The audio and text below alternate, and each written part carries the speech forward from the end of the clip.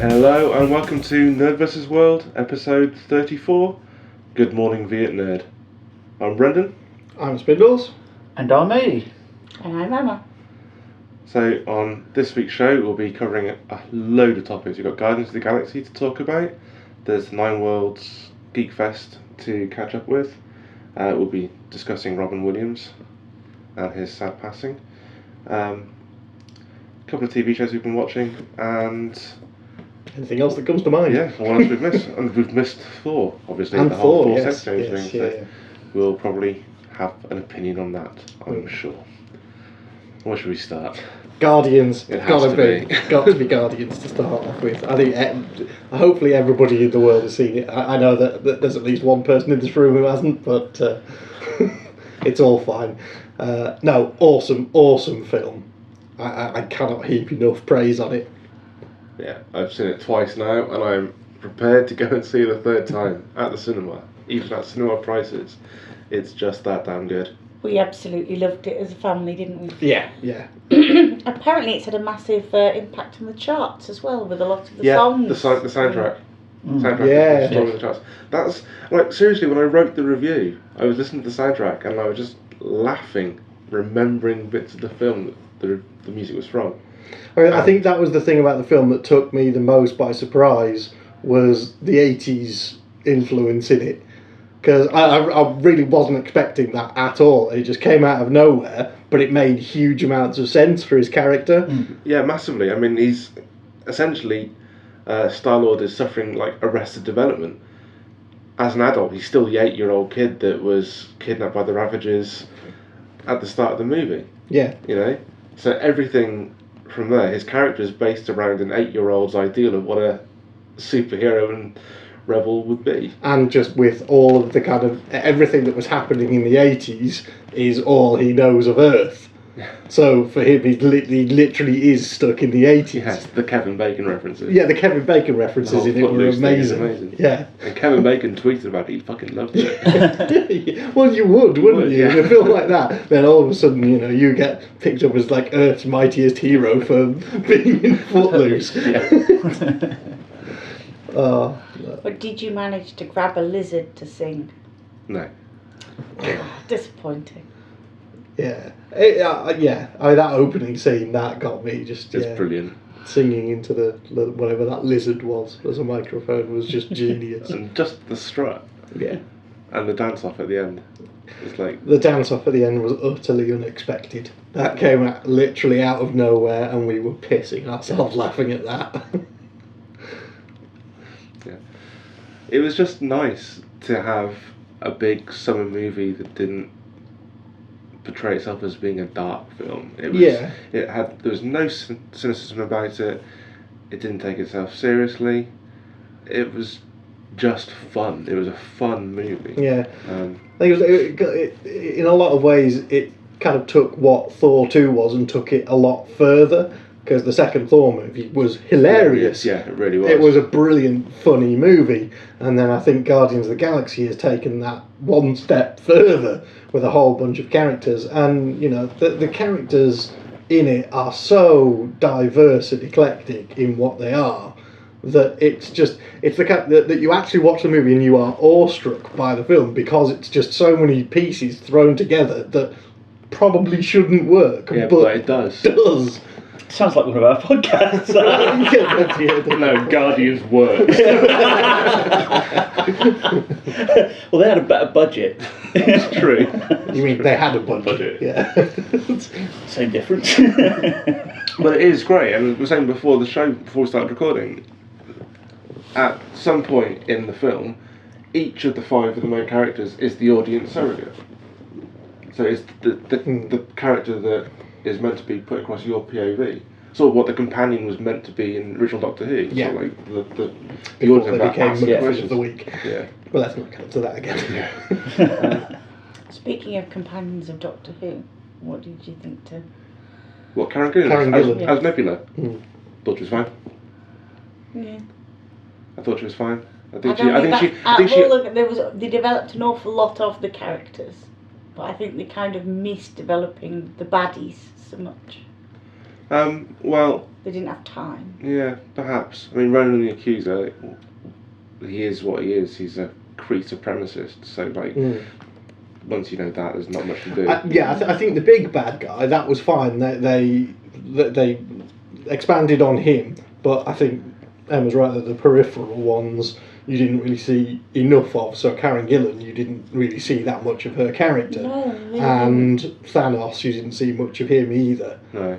Although Josh Brolin has confirmed that he is contracted for 3 more appearances as Thanos. Yeah, so 3 more Marvel movies. I'm assuming that there must be the lead up to what is going to be the Infinity Gauntlet series. Yeah, Avengers 3, I would imagine. Yeah, so Avengers 3 will deal with the Infinity Gauntlet because we already know four of them. 4. Yeah. So we've got the Ether from Thor 2, Yep. Loki's staff, Yep. the Tesseract, Yep. and now I'm guessing the Power Gem. Yeah, Power Gem.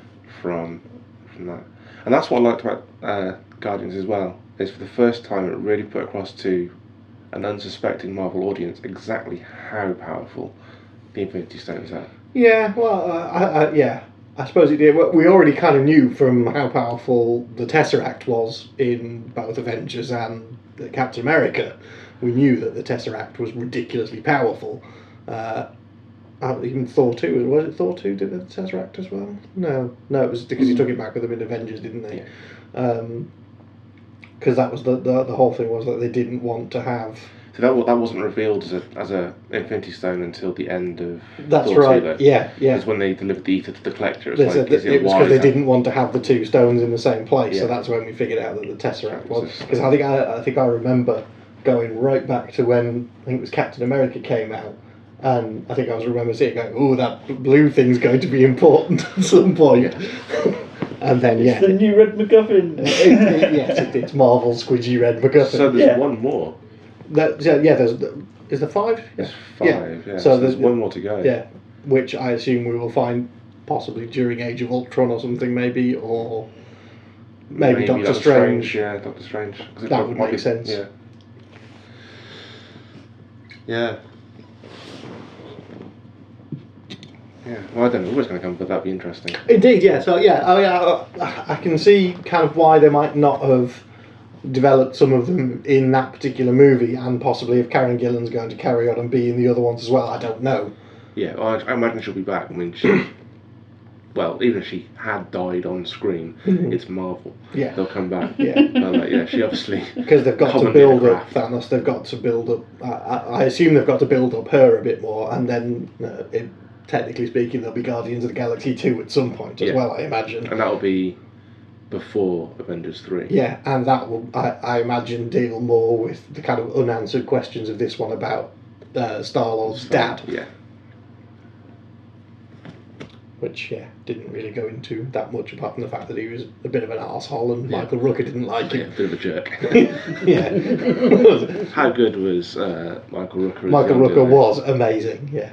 His character was the one that was most different from the comics. Yeah. Because I would see him joining the Guardians, because he was a Guardian in the Galaxy. Mm-hmm. I imagine he'll probably join them at some point during the sequel. Yeah, I would imagine so. Yeah. Because you think there's that little knowing smile at the end. Yeah. He's probably found, someone to follow rather than someone to boss around for a change. But the arrow, because Yondu was an archer who could adjust the flight of an arrow after he'd fired it using whistles, so it worked well, I thought. That was pretty cool, kind of sheepdogging an arrow. Yeah, it was just Nice. Yeah, it's pretty cool. It's fucking cool. Although sheepdogging an arrow sounds a bit fucking weird. Sheepdogging in arrow. Yeah. Watch out for that in the CW come fall. Yeah, that's what goes like, what the fuck? Yeah.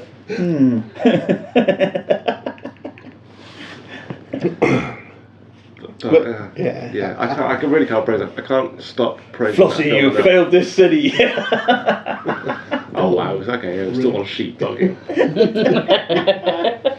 Yeah, just Talking give of him Arrow, a minute. the Arrow trailer for season 3 looks fucking amazing. cool. Yeah.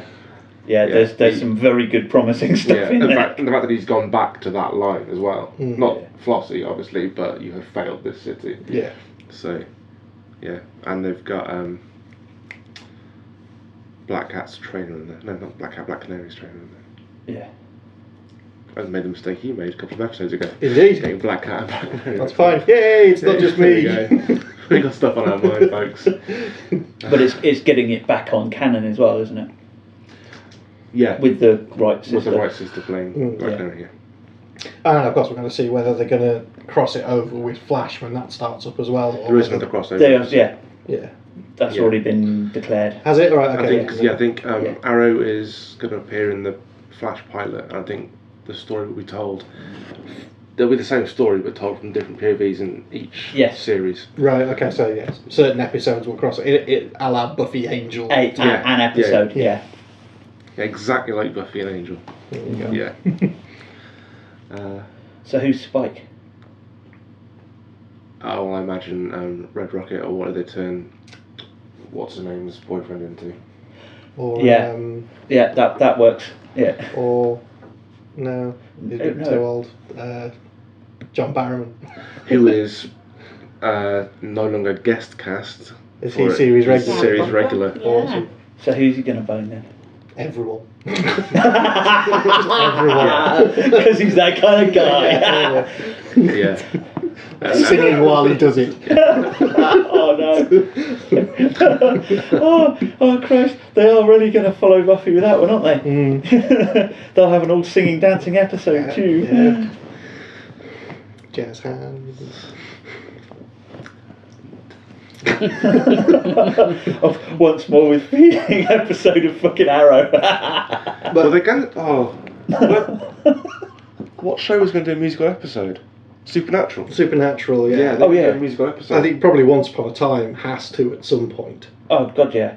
Especially with the new With Frozen coming coming into up, yeah. They have to do a musical episode. You're right, dude. Yeah. You've been subjected to Frozen a bit recently. No, just only from fucking everybody posting shit about Frozen on fucking Facebook and every other social media out there. Why? Feel the rage. Yeah. Who's referencing Frozen? It's weird.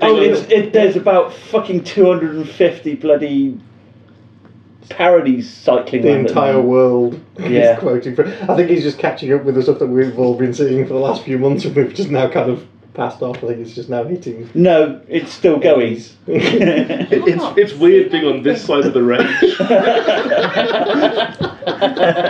Oh, that isn't rage. This is what it's like for you guys. I thought comedian. And then, of course, other stuff we've got coming up in a couple of weeks' time is new Doctor Who. Yeah. We're about 2 weeks away now. Have you guys been watching the trailers? I'm kind of purposefully avoiding all the trailers, so I haven't I've watched seen one anything. and it looked really shit. I've seen one and it looked pretty cool. Okay. So Yeah. I've Same with you. seen one and I wasn't entirely convinced. yeah. Okay. So yeah, I'm gonna have to just leave it alone until the episode comes out and watch the episode. Yeah, I think I'm utterly leaving it alone. I don't want to go anywhere near any of the trailers. Yeah. I just want to watch it fresh. Yeah. Without any prejudgments really. Yeah, because I mean, I know we've kind of bandied about all sorts of stuff about what might happen and stuff coming up to it, but now that it's actually a real thing that's happening, you know, I actually believe that it's Peter Capaldi as the Doctor now. It's not that they're not just going to turn around in the last minute. It's going to be somebody else. Go, now. fucking. Well, they finished filming the that's entire it, series yeah. now Yeah, with so Peter Capaldi's fine hoax. And I think I actually believe them now. Yeah. It's taken a while. It has taken a while. Yeah. I still think Idris Elba should suddenly do. Yeah.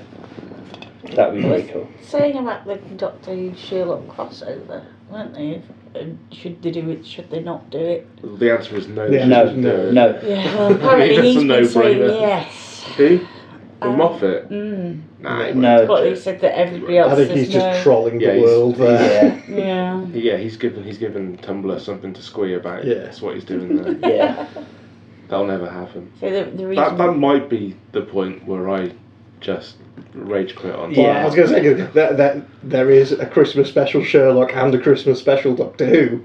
If it's ever going to happen, it's going to be there. Wouldn't they say something about children in Dr. need Slew. or something? Or Well, children in need, they can possibly get away Yeah. with it. Yes, that's fine. Yeah, not reality. Yeah, no, charity live charity event type live ones. thing. Yeah, fine, but yeah, it's just like the Rowan Atkinson being the Doctor in the Comic Relief special. Everybody being the Doctor in that comic relief special. Yeah.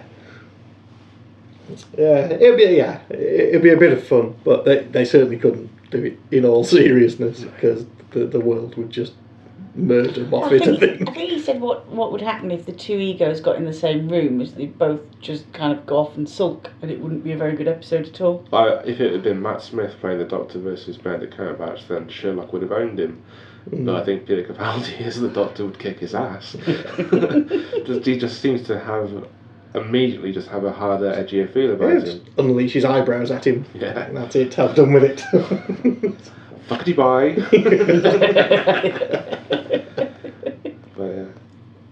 But yes, that's 2 weeks away. So I have to wait and see what happens there. Indeed. I'll have to try and find some way of watching it from It's an hour and a half special. Egypt, because we're in Egypt. Oh, not oh, you're fucked.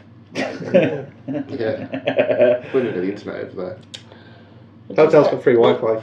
We'll just have to avoid the Yeah, internet, right. so we've The got- hotel has got free Wi-Fi. Yeah. How many people are going to be trying to fucking... Well, I could. You'll be like, I'll be able to watch it, but You'll find a way. well, I'm hoping to actually record like the intro to one of my other podcasts while I'm there, just so I can go. I'm in Egypt. Enjoy the podcast. It depends how much you mind, because if you pay £5 for the World Traveller for the day, Well, you could that's- use yeah. your They UK come data right allowance, so it'd on, only yeah. cost you £5 to stream it over your phone. Indeed. Over 4G. I think we found a solution. So it That way I depends- can stream it over 4G from whatever inflatable thing I'm sitting in while travelling round and round in circles on a lazy river drinking margaritas.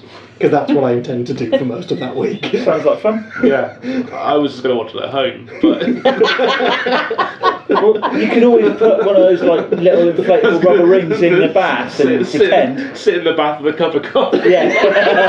Yeah. Yeah. But you'll have to get one of those inflatable rings from like Lidl's or something. Sit in the rubber ring in your bath. It might actually happen. I've said I'll do Stranger Things, and I've done Stranger Things. So. Oh yeah. Yeah, well, we shall see. That's my intention anyway.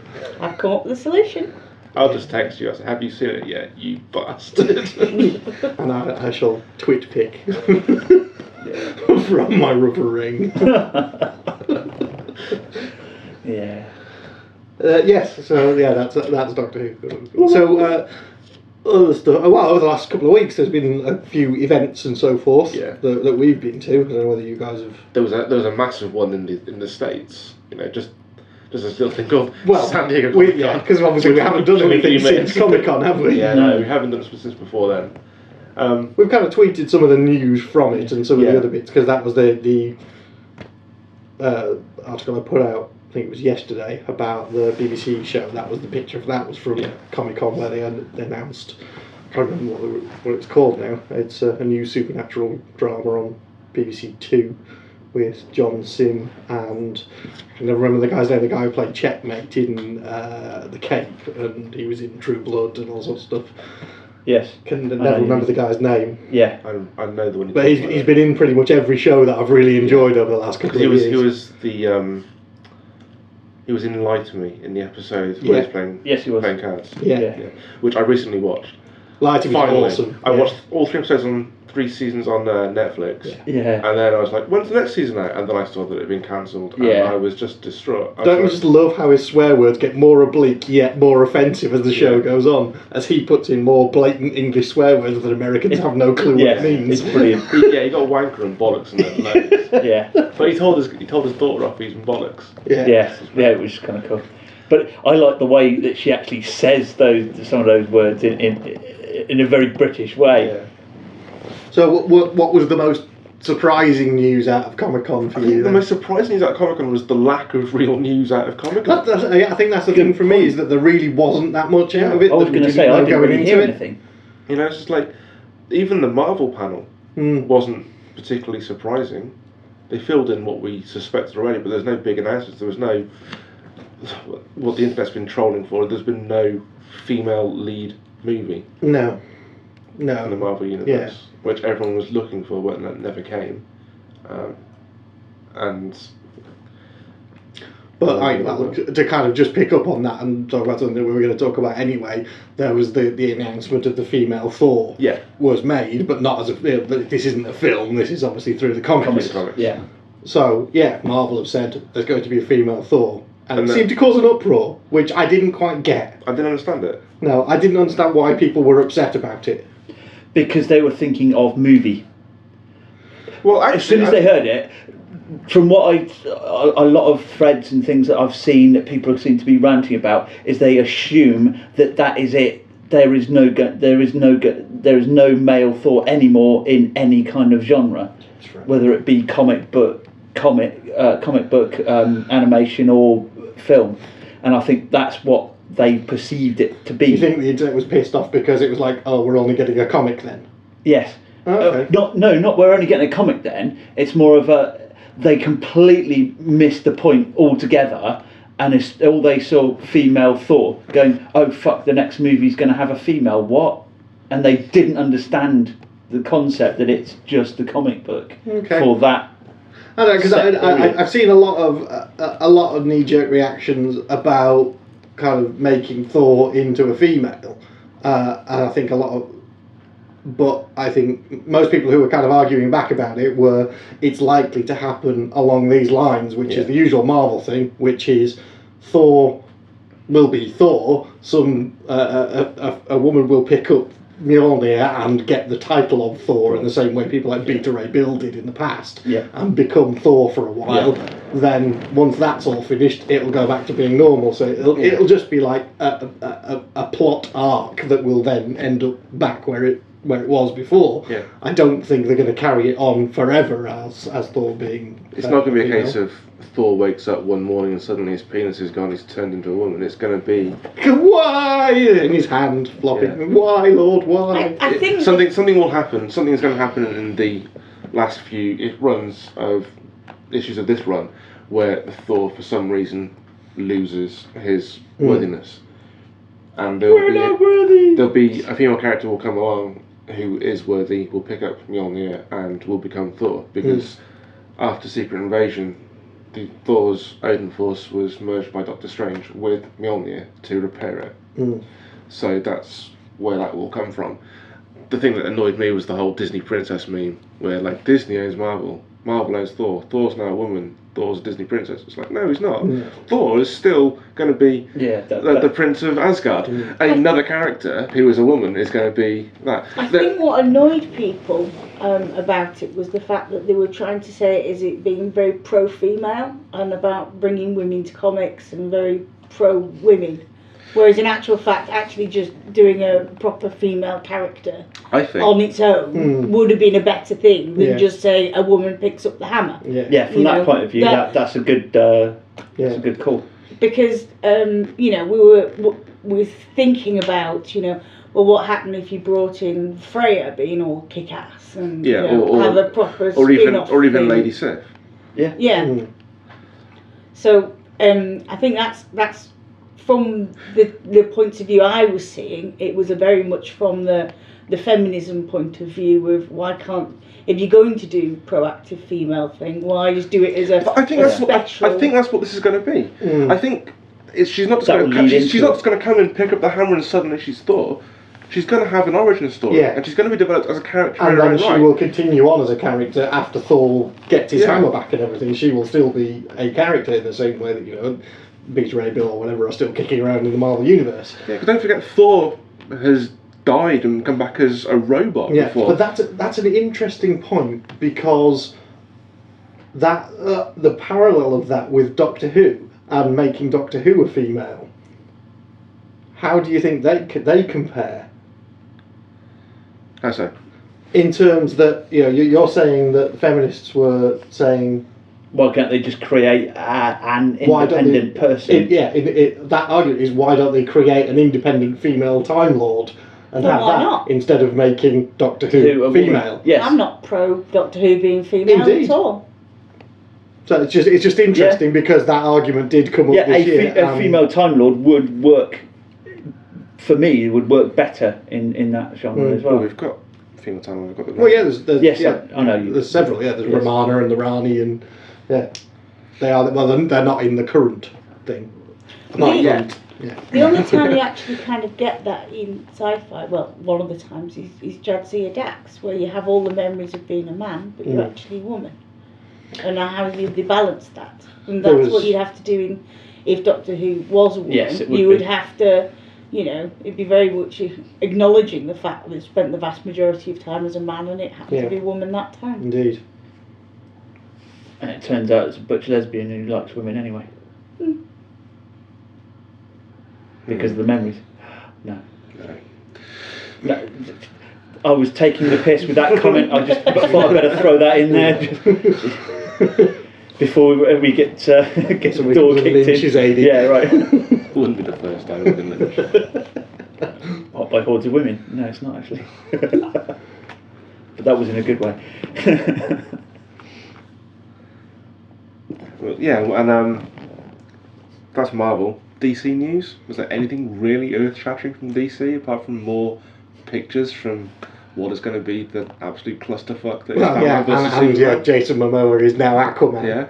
It's like, does anybody care anymore? No. I mean, they had the Wonder Woman costume, which was cool. So the Gal Gadot reveal was interesting, and they've modernised that in the same way that they've tried to modernise both the Batman and the Superman costume, even though actually the Batman costume is probably more of a reversal to the original, Dark Knight Returns, Silver Age sort of But the Batman, Superman one wasn't entirely necessary I've still to not that seen degree. the first one.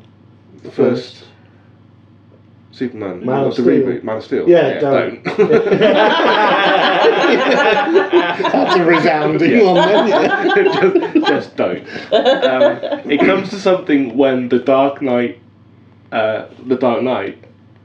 gets more laughs than Superman. If ever a Batman film was getting more laughs than a Superman movie, then something's gone wrong with the Superman movie. It's the simplest origin story in the fucking world to get right, and somehow every single time they reboot the series, they manage to fuck it up.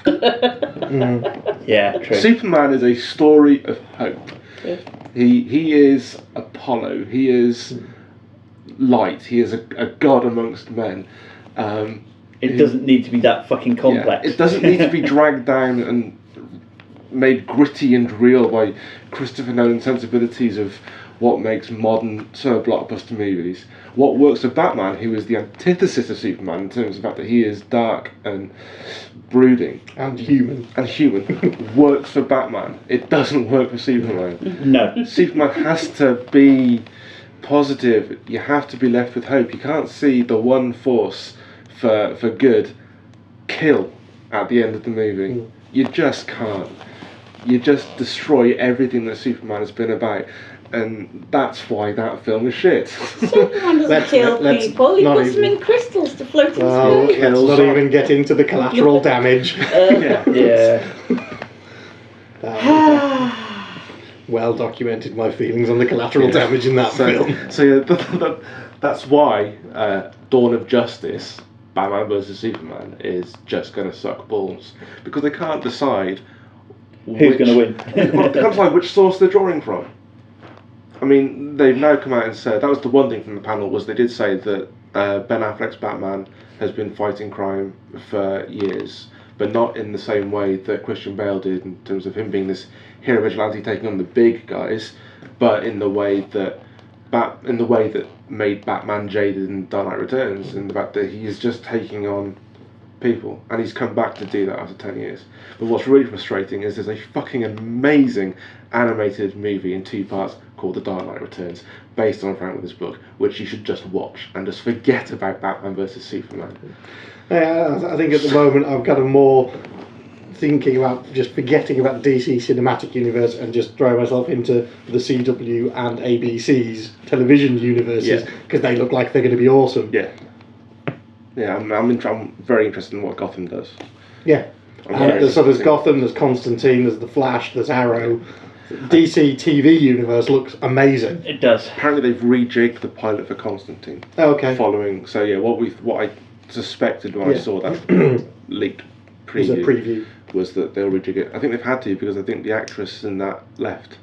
Okay. She left after the pilot, so they've kind of had to rejig things so that episode 2 isn't just another pilot for a new character. Yeah, fair enough. The other thing out of STCC, which I love every year, is the Nerd Machine, Nerd Machine, HQ. yeah. And they were brilliant again this year. I think Nathan Fillion must have done like 3 or 4 panels. Alan Tudyk is just hilarious every time he's on stage. Yep. The Joss Whedon panel, Joss Whedon couldn't be there because he'd injured himself filming as well, and he'd gone to hospital, and they said, "Oh, well, he can't fly." He's like, "Well, I've got to be in San Diego tomorrow," so he couldn't go. But they put up a mystery panel of people who've been in the Whedon universe, and then halfway through, the big screen behind them came on. It was Joss Whedon Skyping in from his hotel in London. But he did make a comment because someone asked him about where Guardians of the Galaxy fits with Avengers, and he said they're different galaxies. They are, very much so. Yeah. The only thing that linked them together was the Collector via Sif. That's it, yeah. So there was no actual link between the movies. There's no immediate impact. No, not at all. There really isn't. The only thing that links them together is the existence of the Infinity Stones. Yeah. Which is really cool. And some fan asked him what he thought about DC fucking up their stuff as well, and how would he fix it, and he said, well, I wouldn't presume to even dare to tell them what to do. Well, no, not unless they paid him to come in and sort it. Yeah, right. Then, yeah, I'm sure he'd have some great ideas.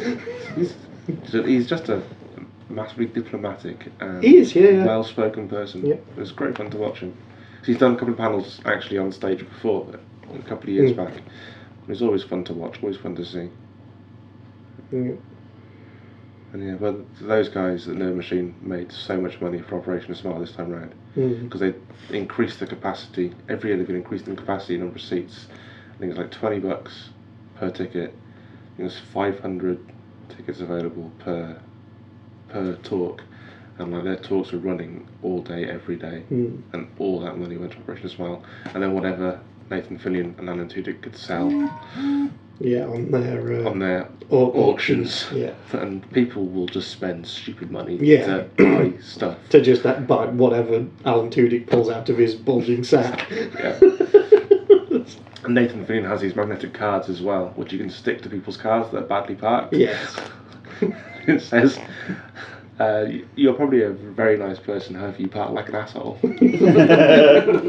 You just stick it to their cars. Yeah. And like when they did the Firefly 10th anniversary reunion a year or so ago, he had a whole load of business cards that were just like saying, "This is to certify that I've met Nathan Fillion," and he would just hand them out to people because he didn't have time, obviously, to stop and actually sign everybody who was waiting outside Hall H for him. So yeah, it said, "This is to certify that I've met him. You can phone him. He'll validate it." He knows how to Comic-Con. He knows how to just really get into the spirit of it. It's very fun. Yeah. Aside from that's what I usually go to. That's my usual go-to stuff. Is just watch the panels and hear the same questions asked every year, and hear them answered slightly differently every now and again. But it's still just fun. But yeah, no massive news. No, there wasn't. No. Well, other events that we've been to over summer, we went to Summer Fete. the Steampunk Summer Fete, which was cool, which was at the Royal Greenwich Observatory. They had a Summer Fete day where, because the Longitude Punk exhibition has been on down there since May at the observatory itself, so they've taken over some of the observatory. It's brilliant. We went up there, and what they've done is, as well as adding in their own kind of steampunk inventions and stuff, they've rewritten all of the kind of tags that go along with all the existing exhibits. So people like Robert Rankin and Dr. Jeff have gone in and rewritten the kind of information about actual historical things that are in there, and they're piss funny. So we went up there. First of all, we had an afternoon We had tea, afternoon tea in the Queen's lawn. house, which was Of course. So we fantastic. went up there, and people can visit until January, I think. So there's still loads of time. Yeah, January next year, the Longitude Punk exhibition's on until. We went up and we're surrounded by lots of tourists, and we're going in and we're giggling and laughing and think it's really hilarious, and nobody else is laughing.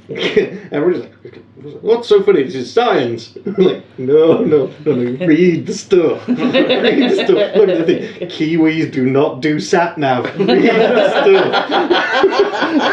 the stuff. They do. There is not an actual thing in the history of science called the Commodore 64 at this point in history.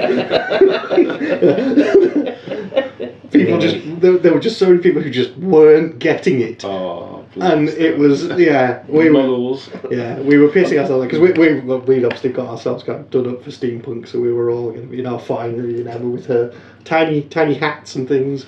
We had loads of people actually taking photos of us, which was weird. We were having the afternoon tea. People were like, "Can we take a photo of you having your afternoon tea?" I'm like, "Of course." Then we went down. Maybe they thought you were part of the show. Indeed, Yeah. well, I think it was just because there were lots of people there done up for steampunk. They were everywhere because we got there and we're like, wonder where we're going. Over there where all the steampunks are stood. That'll be it. The main event was in the Queen's house. Not in the observatory. The Queen's house is where we had our afternoon tea, and they were doing tours all day, and we got on a tour, and then we were dancing. We're taking around. Yes, we did some ballroom dancing in the entrance hall, and but basically talks by various people going around. Go back a little bit. The reason this is all happening is because is it the 500-year anniversary? 300-year anniversary of the Longitude Prize. Yes. Which is about how to basically tell where you are at sea. How lines of longitude work. And so at that point in history, they set out to inventors, what was your ideas how to make it work? Everybody, and there was a massive amount of money that was chronometers and gadgetry, artificial moons and all sorts of things that people put in as ways to. It was such a lot of money that anybody would submit anything. It was to find somewhere. Well, it's to navigate, world navigate, it's rather than how to find latitude. It was latitude was invented as a longitude. Longitude, sorry, came about because of this. Yeah. And the prize was given for it. This was it's about inventors who put in their solutions to the longitude problem. Yes. And so the Longitude Punk exhibition is where they've basically got a bunch of steampunk artists to submit their versions now of how they would resolve the longitude problem. Okay, cool. And so you had Robert Rankin's, which involved Kiwis, and there was Dr. Jeff's that involved elephants and submersibles, and there was one involving airships and wormholes, another one involving planets and a dress, and and then there was Ian Crichton's one, which was giant beacons that they floated at the lines of longitude. That's what it was all about. So they incorporated all of that into the existing longitude exhibition, which is it's at the Greenwich Mean Time line. Yeah. But the thing we had for the day. And this one day that we went to, they got a couple of the artists back. So they got Dr. Jeff and Ian Crichton, Hair Doctor, and a couple of other people down, and they were all taking part in these tours. So as we went around different rooms, there was one of these people there talking about their solution to the longitude problem. So it was all a kind of in-character tour around. That's lovely. The day, and it was absolutely lovely. It was fantastic. And there was live music outside. They were selling wine and beers on the lawn. What was it, Sunday Dancer? The band were Sunday called Driver. Sunday Driver. And they're a folk Bollywood steampunk Bollywood band. steampunk band that have harps and all sorts of weird things. They were really cool. Was the artist doing painting? There was a guy doing portraits in the hallway on the way in. So yeah, it was an excellent day, and that was all.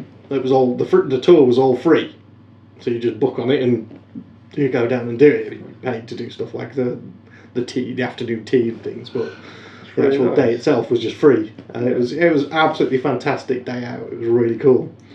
So if they do any more of that, I think the hair doctor said they've got another one due in November. They're doing something again down there. Lady Elsie said there was something in November. Yeah, Lady Elsie, sorry. So yeah, keep an eye out at the Royal Observatory because there is more of these things coming up throughout the year because the exhibition's on until next January. Oh, awesome. Cool. So keep an eye out. They are fabulous if you can get the chance to go down to them. I missed that. What I did get to see though was the comics unmasked at the British Library. How was that? We've not been to that yet. That's closing soon, unfortunately. I think that finishes on the 19th of August, which will be... Damn it, we're going to miss it then. Yeah. Tuesday. I bought the big coffee table book about it, so I'll loan you that. Cool, yeah. But it was... I mean, I've always thought I've known a bit about comics, and I just walked around there and I was like, yeah, I know fuck all about comics. And it's... Because it's not a massive exhibition space, but it still took me... I was in there like 2.5 hours.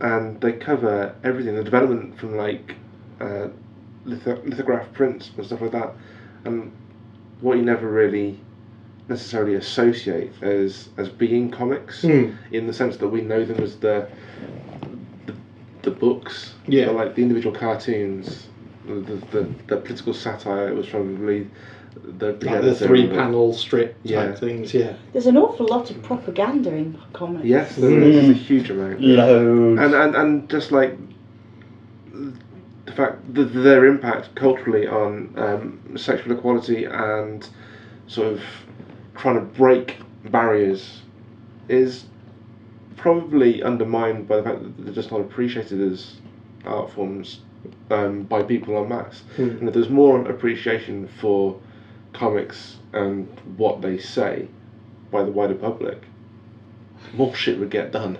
If you take comics as being kind of a simple way of communicating something, if you get it in something that you can slightly laugh at and a simple way of portraying it in a series of pictures, then it actually gets that idea into your head a lot more efficiently than trying to read some sort of page about an idea, which is also probably why it gets dismissed and why it's effective at the same time. And I think if you see it as an art form in the same way that you would see classical literature as an art form, then you have to say with every sort of type of art that you have, it's very much influenced by the society and culture prevalent at the time of which it is made. But it was great. Just walking through the exhibition, just seeing everything, and then going back and seeing the Alan Moore stuff that I hadn't seen before, Watchmen, going back and all that, and going back and seeing Dave McKean's work on earlier books before he came across and started doing Hellblazer and stuff like that was brilliant. And they had little iPad stations every now and again, where all the major comics that have been talked about so far were just there, so you just sit and just read them. So like they had loads of Judge Dredd, and they had Zenith was on there. Oh, Zenith! So awesome, and it was just incredible. And like, the propaganda section was covered quite a lot, mostly led by V for Vendetta. The V for Vendetta and Watchmen are kind of some of the biggest ones in that. It's kind of a shame in a way that some of these exhibitions don't get a higher covering in press and things, because with our Summer Fate we only found out about it from Facebook, and the comics en masse I actually found out through my dad, who knew that we liked it. My sister sent me a message about it, because I'd made the mistake of not booking tickets for a certain event as it happened, and it was literally I got an email from the British Library saying Neil Gaiman will be doing a talk with Tori Amos about the convergence of music and comics, which happens to be an area that I'm considering for post-MA work on doctorate work. And so I was like, oh, that's amazing. When I get home, I'll book that. Oh, you fool! You fool! got home and it was gone. I tried. As soon as I heard about it, the same day it was announced, it was gone. I think within half an hour, wasn't it? Because it was Neil Gaiman and Tori Amos doing a talk, Tori Amos then doing a gig, and then access on opening night to the exhibition. And they've been just like, Why? Absolutely. Why is And like drive home? two of my biggest sort of heroes, I suppose. Yeah. Because Tori Amos, from a young age, I just went, yeah, you're fucking amazing. Oh, yeah. I think you're great. Yeah. And of course, Neil Gaiman, that's without saying. And Really. the fact that the two of them have worked. Together That before, event- yes, on quite a few times. That event has the pulling power to get people over from America and from Europe to Yeah. go to it. Yeah, easily. Because Neil Gaiman obviously based Delirium on Tori Amos and had written a ton of it in Tori Amos's house of the Sandman series. So those two go back a long way. Which the one down in Cornwall. That was the bridge. Yeah. The one in the bridge. Yeah. So yeah, that was. Well, I learned from that mistake never to wait 30 minutes to book a Neil Gaiman ticket again. Indeed. So there you go. But yeah, that crushed me when I was like, oh, what the fuck, it's sold out. Destroyed. But yeah, I finally got to the actual exhibition itself, and it was well worth it. Cool. I felt like I learned stuff, Excellent. and I felt much more encouraged about my academic route towards Bit of validation for Yeah. PhD and That's really good. towards that sort of level. Towards Marvellous. post MO, I was like, oh, actually, you know what? Yeah, there is real academic potential in comics and music and cultural convergence. Cool. So sorted. Yeah. And then the other event that we did was over the weekend, which was Nine Worlds. Yes. Nine Worlds Geek Fest, which we went to on the Saturday. It was an amazing event. It just the amount of stuff happening there is just insane, because there's Almost too much to deal with. there is no far way. too much to deal with. Yeah. You cannot attend everything. That it's just not possible, because there's like 20 different tracks on. Of all manner of different stuff. There's like all the books, there's comics, there's food geekery, there's tech geekery, there's 2 separate Game of Thrones tracks, Doctor Who tracks, feminist tracks. It's just insane. LGBT. Yeah, there is just so much stuff there. Steampunk. Yeah, steampunk, yeah, of course. Well, who could forget the steampunks? And yeah, so on that day we went through various talks and panels. We caught the end of a steampunk one. We saw the Game of Thrones season 4 review panel, and We turned up and it's in a hotel near Heathrow. In the Radisson Blu. Then we did the check-in process, and the check-in process is very interesting because you got a bag from Forbidden Planet with 2 books in it, but you also you sign in and you get your lanyard. Now, if you don't want to be photographed, you get a yellow lanyard, and no one's meant to take photos of you. Well, not meant to, but I think accidents can happen. Yeah. And then you can also get the communications clips to see how comfortable you are talking to other people. So if you're blue, it says I'm shy, please talk to me. If you're yellow, it's talk to me if you know me. Yeah. And red is don't talk to me at all, I don't want to communicate. So you sort out the level of communication that you want on to start with. And then you're able to go and get your book and see what it is you want to do. And also everybody on their badges, you write your name. So on everybody's lanyard is your name. You can see who people are. People might put the Twitter. Was that everybody or? Everybody. Yeah, okay. Yeah, absolutely everybody had it with their name written on it. Yeah, so all the people who were panellists, or whatever, all the organisers, everybody had the names on the badges, which was kind of cool. No, I meant as well as the colour coding and the talk to me kind of thing. Yeah, as well as all like that. Yeah. And then there was also pronoun badges for people as well. So if you're identified as whatever, then you could have that on your pronoun badge. Yeah. That's just what you'd like to be referred to. So you could have been a badger or whatever you wanted to be. That was kept very clean. I think because one of the main things about them is they very much promote the idea of inclusivity and diversity and making everybody feel as welcome as they can be, and trying to minimise the amount of disruption to people who kind of find it difficult in that kind of circumstances. So they really go out for making everybody feel as comfortable as they possibly can be in the environment. There's meet and greet sessions. Yes. And they have new people greeters around as well, who also have lanyards, so you can identify who the new people greeters are. So that's their job to kind of, if you're lost, you can go up to them and go, I don't really know what I'm doing, because it's very over-facing when you first get there, because there is you're immediately kind of info dumped with a huge amount of stuff and their rules and their codes of conduct and stuff, and then the venue itself is very confusing because it's not like conventions that we've been to before where there's like arena over there, and then some other Stuff small here. bits off there. This is conference rooms centre. in a massive building that are linked by lots of corridors, and there are like bedrooms of them. So like on the way down to where the steampunk rooms were, you basically walk through corridors and corridors of rooms where people are just sleeping in, and to get to it. So it kind of, the venue works as somewhere that you would go and spend a day in one room, as in a kind of meeting situation. Yeah, I kind of wandered around, and there was the traders area, but I think to a certain extent some of the rooms you had to go down lots of corridors, and that was difficult, especially with the fact that there wasn't any pop-up bars. What there was lots of water. They had lots of water everywhere, so especially with it being hot, it was great that you could get a drink with no fuss. There was iced water. But if you actually did want an interesting drink, shall we say, you had to go and find one of the bars or restaurants and get a drink there, which the staff were exceedingly unhelpful. But if you were in a room in the back of Beyond, like the steampunk room, you'd have to walk down 3 or 4 or 5 corridors to get a drink, and then you have to carry them all the way back, which was a bit inconvenient. Yeah, so I think the venue wasn't fantastic, but the amount of stuff on offer was great. Yeah. And I think it would make for a very, very personal experience, because I don't think you'd find another person who did exactly the same things as you over the course of the weekend. And there's a lot to do. Yeah. Sounds phenomenal. And I love the proactive approach.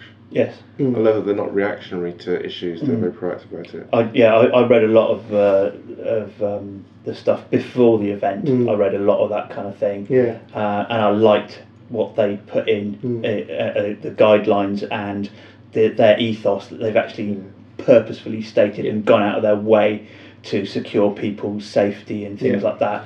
I really do condone that. It was so friendly, and you could just talk to people. You're in the south and you could talk to people. Yeah. It's like being in the north all over again. I tried to talk to someone at the British Library and it's got completely shut down. Emma, you're central, okay? Central. It's not south, it's central. Central's Birmingham. No. London is south. I'm from Cornwall, alright? I'm from Cornwall, okay? Now, my Remind me again why we let him talk. my cousin's uncle, right? Your He'd brother- never been. Who's your brother? Who's your brother dad? No, serious. First time he's must be late 40s, right? First time he ever went to London with this new lady or something. They was right bloody ignorant, they was. I said hello to them, they said, fuck all. What are you on about? I said good morning to every bugger on the bloody tube, they wouldn't fucking talk to me. Unsocial bastards, they up north. He's on about going to north. And mad, aren't they? Oh, it was fucking brilliant. He goes, I don't go 5 minutes without talking to nobody. Everybody says morning to me, but they're bloody rude buggers then. When my mum lived in Cornwall, I said to her, "Oh, what were you doing this weekend?" She said, "Oh, I went up north," meaning I'm going to see my brother in Manchester. She said, "I went up north too. I went to Bude." Bude. I went to Padstow. Yeah, very much so. Very much so. Yeah. I love Cornwall. You're on about the talking to people, Oh, Cornwall just talk. Yeah. So you're about south not talking. Yeah. I think you mean south. Talks a lot. Yeah, that's south central. That's why I kept central. Yeah. I also love the cosplay tokens you were telling me about as well. That's a really nice idea. Yeah, that is a great idea. Basically, in your kind of welcome packs, you get like 4 or 5 tokens. And what you do with those is, if you see somebody who's cosplay, you go and you give them a token. And then at the end of the weekend, if they've got a large amount of tokens, they can basically, they cash them in for like a prize. Cool. for the cosplay. It's a really nice idea, because it's an icebreaker. It is, as well. it's an icebreaker to get you up and talking to someone. Did the really cool ones have extra bags? Because the guy who won the Sci-Fi Weekender, or the guy who went as 9 a couple of years ago, he was there. I chatted to him, and he had bulging pockets full of them. Yeah. So yes, they borrowed it from EasterCon, that it gives somebody an awesome cosplay token. It's a lovely way to have a friendly interaction. If you collect more than 15, you've won a prize. Yeah. So then you go to the contest table in the vendors hall and exchange your tokens for a prize. So I imagine that anybody, we'd seen people who got 60, you'd probably pick up 4 prizes. Yeah. It's a nice idea. Yeah. It's a lovely idea.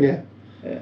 And it seemed to be working really well. Yeah. Because there were some people who were, like, there was a family there who had their kid with them, and they built a kind of big spaceship for the kid to be sat in. Cool. And so people giving them tokens. That was kind of cool. I think that's a much better idea than having almost professional cosplayers turning up and then they're winning everything. Yeah. Whereas people have different opinions, different things. Yeah. It's more. And it also kind of takes the anxiety out of having to enter a competition and being put on stage and so forth. It's just you being around in your costume. Yeah, absolutely. And it might start a bit of a reality check for some cosplayers, because there was reports out of LFCC that there were some cosplayers who were charging people to take photographs of them, and if they saw someone taking a photo of them, they were stopping them and saying, no, not unless you pay me. And like these are people who've turned up to go to a convention who are coming up to pretend they are the point of the convention, and I think that's a little bit wrong. Yeah. Because I was not quite the point. I understand. There are professional cosplayers out there. Cosplayers will be on the bill for conventions. Yes, and I was just about to say that there is professional cosplayers out there, but not necessarily. They may not be fully on the bill, but they will have a stand.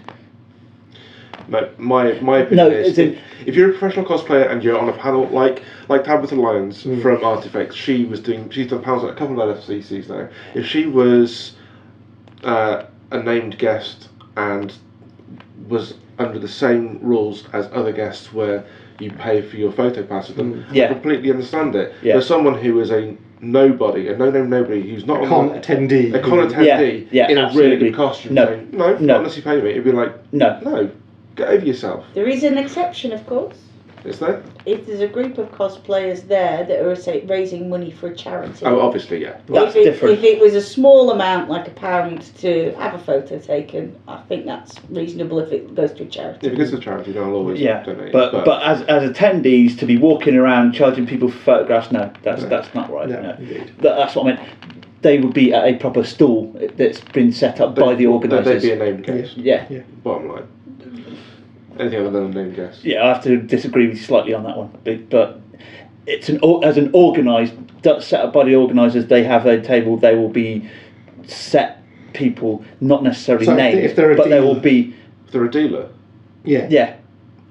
If they're selling me stuff on the table, then I'll buy stuff on the table. But yes. Jonathan Green didn't charge for a photo with him. Well, no, indeed. No. You know, but that's not. But he's also a celebrity. But so if that is their business of selling photos of themselves, then it should be. Yeah. That's what I'm trying to say. Indeed. But that is part of the event. That's part of and I think that's kind of what Brendan was trying to get across. But you were on about named celebrities. They're not actually necessarily a named. Celebrity. They will be named. There is professional cosplayers for this person, this person, this person, this person. They'll be named you can see them there in the programme as being part of the dealers area. They will be. They'll be named. Yeah, they will be named as being part of the dealers area. All the people who are doing it for charity are normally named on the bill. But the GK, they do stuff for charity. They don't charge. No. That's why I fucking love the Galactic Knights. Yeah. Yeah, all that's for charity, which is And they do really well torturing small children. Oh, they do. Fantastic job at that. Yeah. And the judges and commando training as well. They do very good commando training. It was with lovely bouncy floors. Yeah. Which must have been missing from my commando training. Yes, that's what we were kind of hinting at. we were very subtly digging at you, sir. Obviously too subtly. Yeah. We were taking the piss out of you there. Moving up. So yeah, I think the cosplay token's a lovely idea because it sort of makes it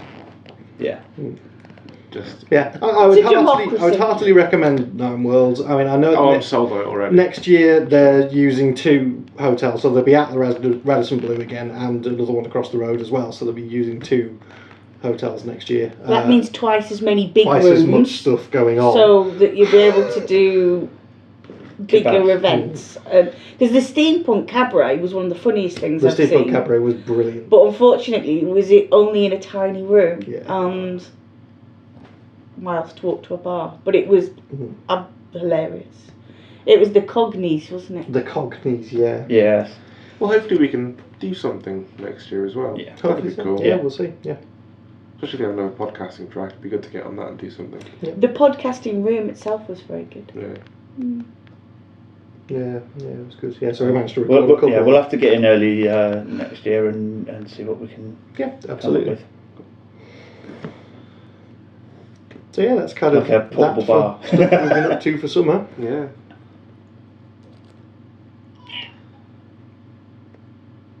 So, it's a time. I guess it's onto the It is. onto the somber topic of the day, unfortunately. But has to be talked about. Yeah. Robin Williams. Indeed, which is the sad news about Robin Williams today. There's been mixed reactions about it on the net, and you can totally understand why some people didn't like Robin Williams as an actor or in terms of some of his performances. But I think the biggest thing that came out of today was the conversation of depression and how it affects people.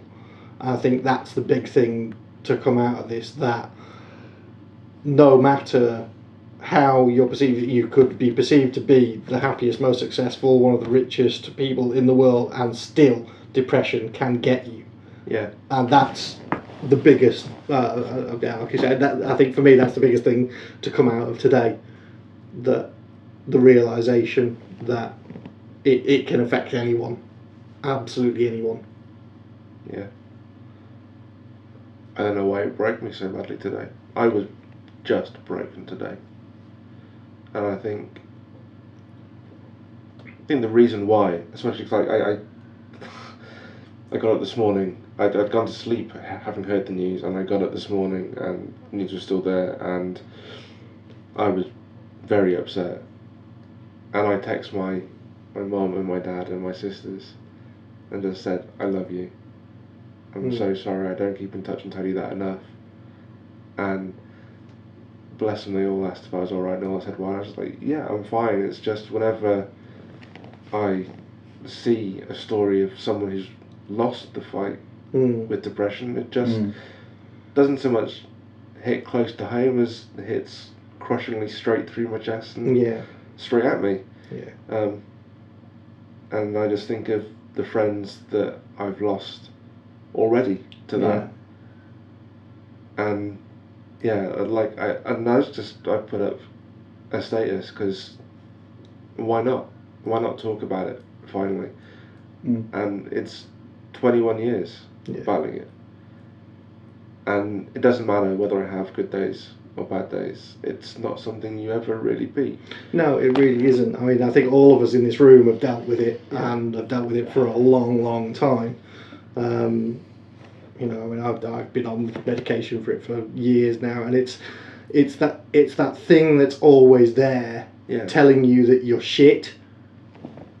No matter how well you're doing, it's that thing that's there that will never go away. That you always go, I'm fucking useless, and you just can't shake it.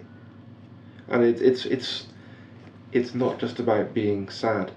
No, That's it not really what it's isn't. No, about. it's not about being sad. No. The whole thing with depression, it used to be this back in the 90s.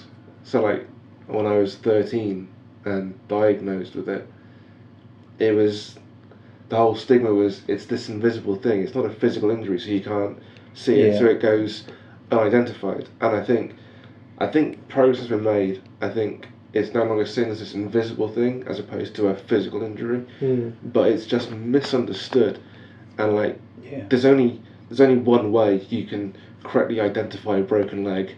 It's your leg is broken. Yeah. But people misunderstand and misidentify depression. And I can have months where everything is fine and I'm feeling good, but it doesn't take much to knock me. No, indeed. And And the thing is, it comes from all sorts of different places.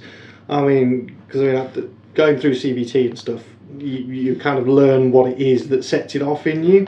Not that you can actually do anything about it. You kind of go, oh, it's fucking that. Yeah. I mean, with me, it's a sense of injustice. I have this inbuilt thing that good things should happen to good people and so forth. And when that doesn't happen, I get fucking furious about it. And that's the root of my thing, is that I get so upset at injustices that I see in the world, in people around me and things like that I just can't cope with it. It's like things aren't fair. Yeah. People try the hardest and Yeah. do their best, and some evil So I've been the idiot bane of your depression for 12 years. No, not at all. No. Yeah, I know what you mean. Yeah, I'm just making a little. Yeah, indeed. Yeah.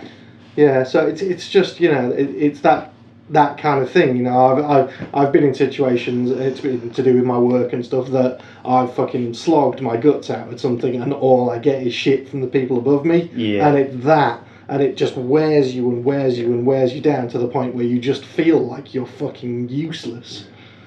And it's so debilitating, and it is so difficult to get. It's difficult to even haul yourself out of bed in the morning in some days. That's how bad it gets. And I think the fact that this has happened today and it's opened up the discussion again, I think it can only be a good thing. Yeah. That people are talking about it again. I'm not in no way saying it's a good thing what's happened, because it's Absolutely. fucking It's a appalling. horrible thing. It's just. But the more this is talked about, the more it is dealt with, the more that people realise that behind the smile there are problems, and they are real fucking problems. Yeah. It's there's a lot of people who, when your brain works really quickly and on such a level that you end up overthinking everything. Yeah. And then you end up criticising every bit and going over it and over and over it. Could I have done better on that? Could I have done better on that? As much as you may have loved his films, he probably thought, oh, it was terrible. That bit there, I was bad on, and that. Yeah.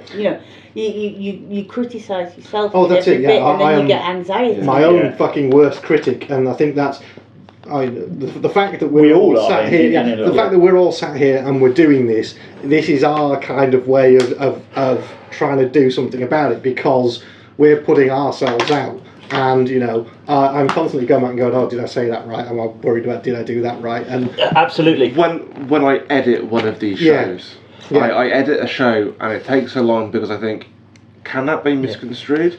Do I sound like an idiot? Yeah. What should I do? And so but the fact that we're doing it is enough.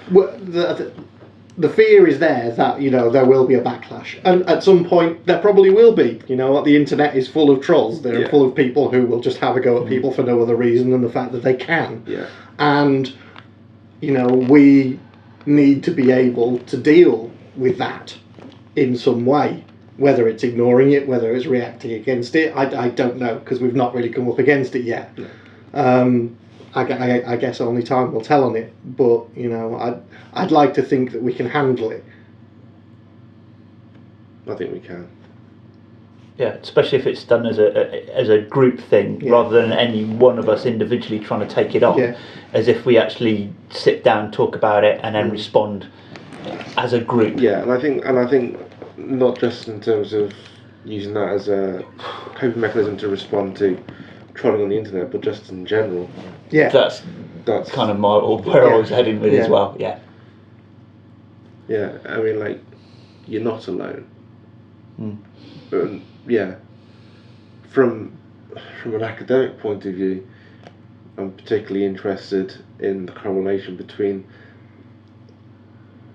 the subcultures of things people adopt and proclivity towards particular mental illnesses, because I think there is, and I think that subgenres in particularly, where you tend to find marginalised people, you'll tend to find people who will be depressed because they've been marginalised to that extent, and then that's now their form of escape. Like movies primarily are my form of escape. Yeah, I think we've briefly touched on escapism before in terms of why we do things we do, because that was certainly the driving force behind a lot of the role playing I used to do, was to get away from who I was and be somebody else for a little while. Yeah.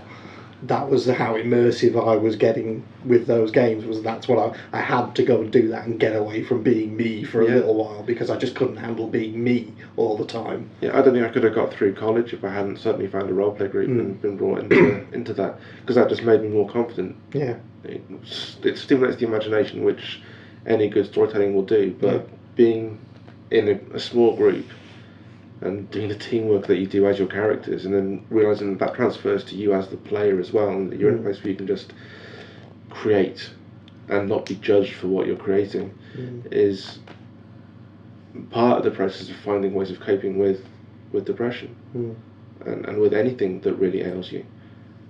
But the biggest take home would be that you're not alone in it, like ever. And the one thing I saw is like people saying, if you know someone with depression, go and talk to them. It's not quite as easy as that. No. I can just speaking for myself.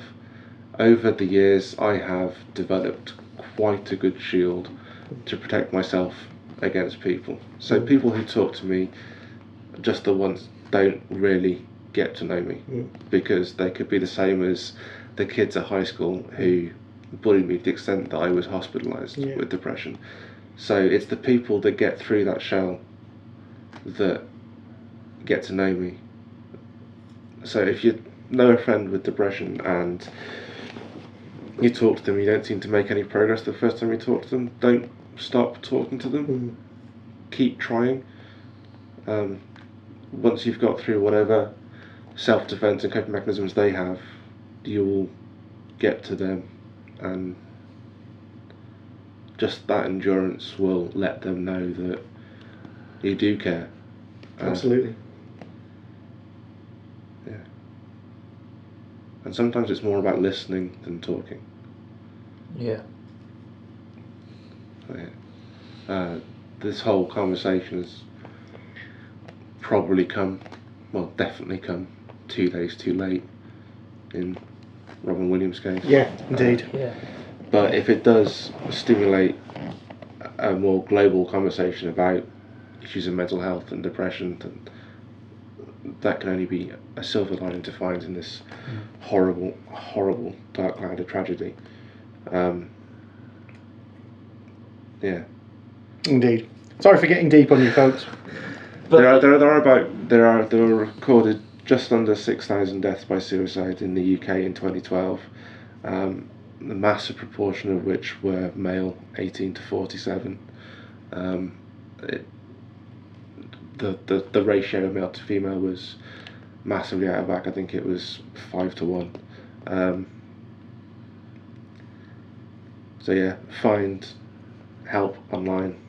We'll see what we can dig up to put in the show notes. Yeah. Or anything. You know, we'll see what we can pull together. But however you want to remember Robin Williams, just personally, I remember him as a phenomenal actor who was in some of my very favourite films. Yeah. And not just for my enjoyment, but films that I could watch with my sisters when we were growing up, like Hook. Yeah. And even though I did prefer his work in drama over comedy, Good Will Hunting and Good Will Hunting and Dead Poets Dead Poets Society. Society. You know, it's a loss, and it's always a tragedy when someone loses this fight. But if you're still fighting it, just keep fighting it, and remember you don't have to do it on your own.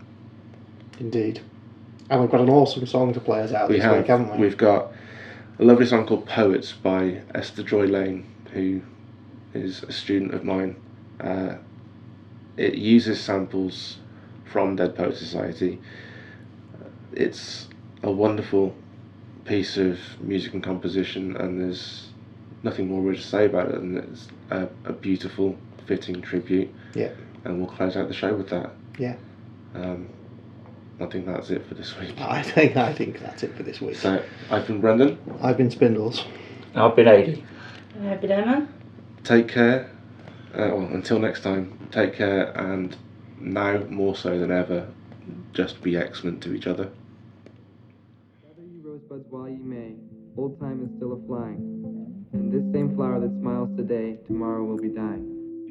Gather ye rosebuds while ye may. The Latin term for that sentiment is carpe diem. Seize the day, the day, the day, the day. Always laid back, shame back, what a waste that. Long days, payback, but payback is never just what they lack. I've made my mind, just in time. So claim that, that's how you get your name back.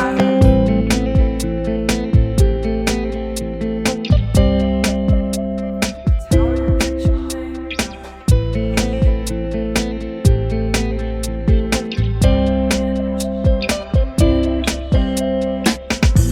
So tell me how you want me. Say why. Tell me why you want me. I hate lies. So laid back. Such a shame that. Such a shame that. What a waste that. We could have made that. We could have made that. I only hope. Big We all have a great need for acceptance. You must trust that your beliefs are unique, your own, even though others may think them odd or unpopular, even though the herd may go, that's bad.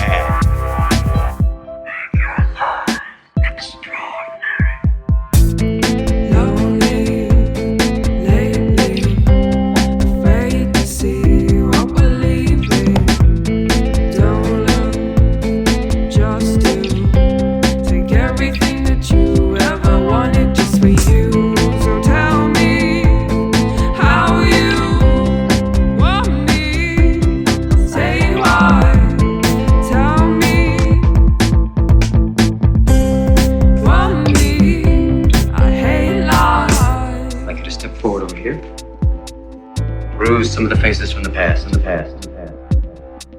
You've walked past them many times. I don't think you've really looked at them. They're not that different from you, are they? If you listen real close, you can hear them whisper their legacy to you. Come on, lean in. Listen. You hear it?